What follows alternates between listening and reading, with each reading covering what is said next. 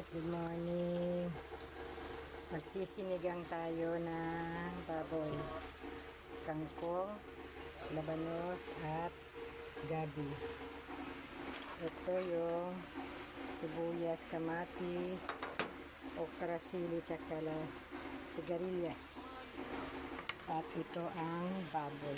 Pakupsan muna natin para mas masarap. Sige guys, mamaya uli.